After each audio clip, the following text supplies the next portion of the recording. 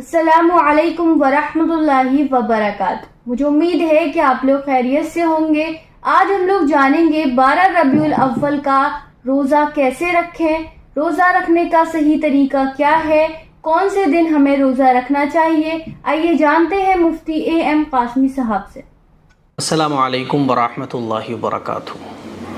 12 ربیع الاول کے روزے کے بارے میں کچھ ضروری باتیں ہیں جو میں آپ لوگوں سے ڈسکس کرنا چاہتا ہوں، آپ لوگوں سے شیئر کرنا چاہتا ہوں۔ سب سے پہلی بات تو جو لوگ 12 ربیع الاول کا روزہ رکھتے ہیں تو وہ اپنی یہ اصلاح کر لیں کہ 12 ربیع الاول کا روزہ رکھنا کوئی سنت نہیں ہے، ٹھیک ہے؟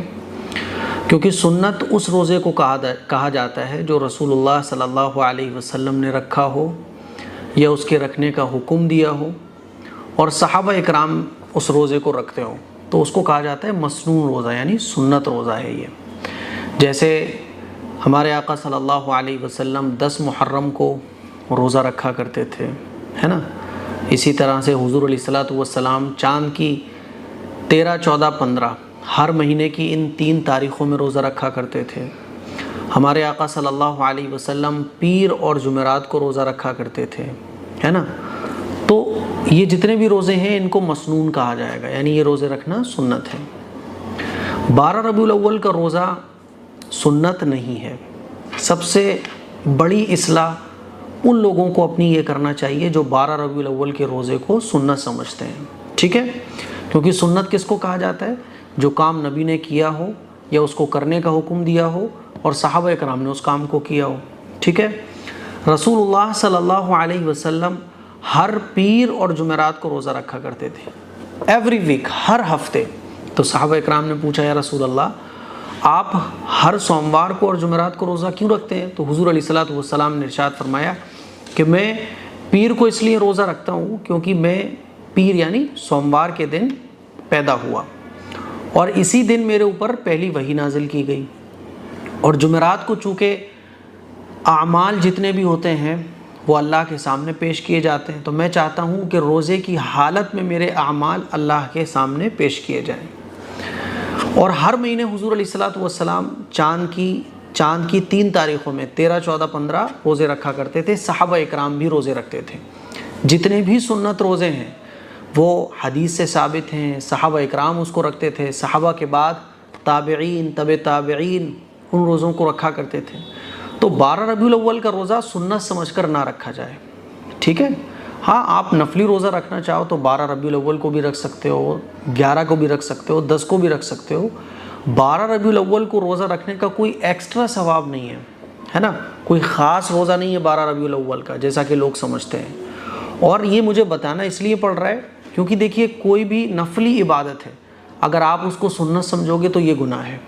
جیسے مان لیجیے 2 رکعت نفل نماز ہے تو کوئی نفل کو سنت سمجھ کے پڑھے تو یہ گناہ ہے، ٹھیک ہے؟ کیونکہ شریعت نے جس چیز کو جس لیول پر رکھا ہے اسی لیول پر رکھ کے ہمیں اس کو کرنا چاہیے۔ جیسے نفل نمازیں ہم لوگ پڑھتے ہیں تو نفل کو نفل سمجھ کر پڑھا جائے۔ اگر کوئی نفل کو سنت مؤکدہ سمجھنے لگے یا سنت مؤکدہ کو فرض کے برابر سمجھنے لگے تو وہ گنہگار ہوگا، ٹھیک ہے؟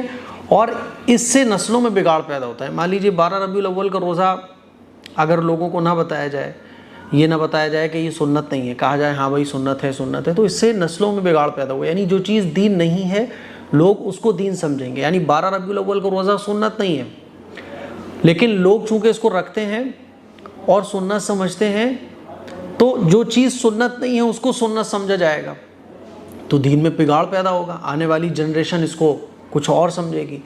اسی لیے خوب اچھے طریقے سے سمجھ لیں، ٹھیک ہے؟ آپ کو اگر روزہ رکھنا ہے، بھائی حضور علیہ الصلوۃ والسلام اس مہینے میں دنیا میں تشریف لائے تو حضور کے اس دنیا میں آنے کی جو ڈیٹ ہے وہ فکس نہیں ہے۔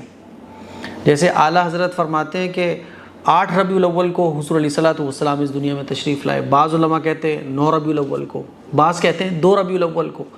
حضور علیہ الصلوۃ والسلام اس دنیا میں تشریف لائے وہ ڈیٹ فکس نہیں ہے۔ کیوں؟ کیونکہ جاہلیت کا زمانہ تھا، وہ جاہلیت کا ٹائم تھا، لکھنے پڑھنے کا کوئی رواج نہیں تھا، جہالت عام تھی، اور حضور علیہ الصلوۃ والسلام جب اس دنیا میں تشریف لائے تو کسی کو پتہ بھی نہیں تھا کیونکہ جہالت عام تھی۔ لیکن جب حضور اس دنیا سے تشریف لے گئے تو حضور کے فالوورز بہت زیادہ تھے، صحابہ اکرام جو حضور کی ایک ایک ادا کو محفوظ کرتے تھے، ٹھیک ہے؟ تو حضور کی جو پیدائش کی ڈیٹ ہے وہ فکس نہیں ہے، اور حضور کی اگر پیدائش کی ڈیٹ فکس ہوتی بھی مان لو تو حضور علیہ الصلوۃ والسلام سے اس ڈیٹ میں روزہ رکھنا ثابت ہوتا۔ جیسے حضور پیر کو یعنی سوموار کو روزہ رکھا کرتے تھے، صحابہ نے پوچھا یا رسول اللہ آپ سوموار کو روزہ کیوں رکھتے ہو؟ تو حضور نے فرمایا کہ اس دن میں پیدا ہوا۔ حضور نے یہ نہیں فرمایا کہ میں 12 ربیع الاول کو پیدا ہوا۔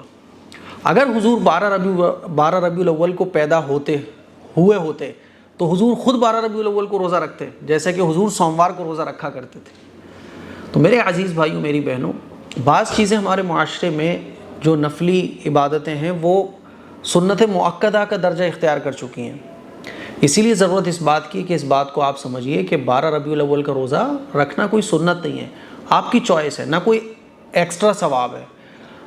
بہتر یہ ہے کہ اگر آپ حضور سے محبت کا اظہار کرنا چاہتے ہو، کیونکہ ظاہر ہے جو 12 ربیع الاول کو روزہ رکھتے ہیں وہ شکر کے طور پر رکھتے ہیں کہ بھئی ہمارے نبی اس مہینے میں پیدا ہوئے، تو شکر کے طور پہ، اور شکر ہر مسلمان کو کرنا بھی چاہیے۔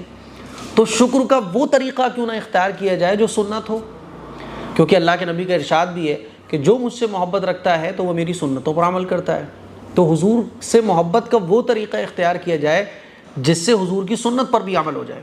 اسی لیے آج سوموار تھا تو آج کا روزہ رکھ لیا جاتا، اب جمعرات آئے گی تو جمعرات کا روزہ رکھ لیا جائے، اور جمعرات کے بعد میرے خیال میں جمعرات کی چاند کی 13 تاریخ ہوگی، ہے نا، تو جمعرات کے بعد جمعے کا رکھا جائے، سنیچر کا رکھا جائے۔ چاند کی 3 تاریخیں 12 ربیع الاول کے بعد 13، 14، 15 3 تاریخیں آئیں گی جس میں حضور روزہ رکھا کرتے تھے، تو لگاتار یہ 3 نفلی روزے رکھے جائے۔ تو حضور سے محبت کے اظہار میں وہ طریقے ہم لوگ اختیار کریں جو حضور کی سنت ہیں، کیونکہ اللہ کے نبی کا ارشاد ہے جو مجھ سے محبت رکھتا ہے وہ میری سنت سے محبت رکھتا ہے۔ اور اس کی بڑی مثال ہیں صحابہ اکرام حضور سے محبت فرماتے تھے تو حضور کی سنتوں پر اپنی جان قربان کرنے کو تیار رہتے تھے۔ اسی لیے میرے عزیز بھائیوں، میری بہنوں، 12 ربیع الاول کو روزہ رکھ سکتے ہو آپ، لیکن اس کا کوئی ایکسٹرا ثواب نہیں ہے، اس کی کوئی الگ سے فضیلت نہیں ہے، اور نہ یہ مسنون روزہ ہے۔ جو مسنون روزے ہیں وہ میں نے آپ لوگوں کو بتا دیے، آپ پیر کا روزہ رکھ لو، جمعرات کا روزہ رکھ لو، اور 13، 14، 15 چاند کی ان 3 تاریخوں میں روزے رکھ لو، اور 12 ربیع الاول کا بھی رکھنا چاہتے ہو تو رکھ سکتے ہو، کوئی غلط نہیں ہے، لیکن یہ نفلی روزہ آپ کا مانا جائے گا اور اس کا کوئی ایکسٹرا ثواب نہیں ہے۔ اس کو 12 ربیع الاول کا خاص روزہ مت سمجھو، کیونکہ ساری چیزیں آپ کے سمجھنے پر ڈیپینڈ کرتی ہیں۔ کوئی نفل نماز کو اگر فرض سمجھے گا تو وہ نفل پڑھے گا، گنہگار ہوگا، کیونکہ وہ نفل کو نفل نہیں سمجھ رہا ہے۔ ٹھیک ہے، تو یہ کچھ ضروری باتیں تھیں جو میں نے آپ لوگوں سے شیئر کی۔ ماشاءاللہ مفتی صاحب نے بہت اچھے سے بتایا، سمجھایا۔ مجھے امید ہے کہ یہ کلپ آپ کو پسند آئی ہوگی۔ اس کلپ کو شیئر کریے گا، دوسروں تک پہنچائیے گا۔ السلام علیکم۔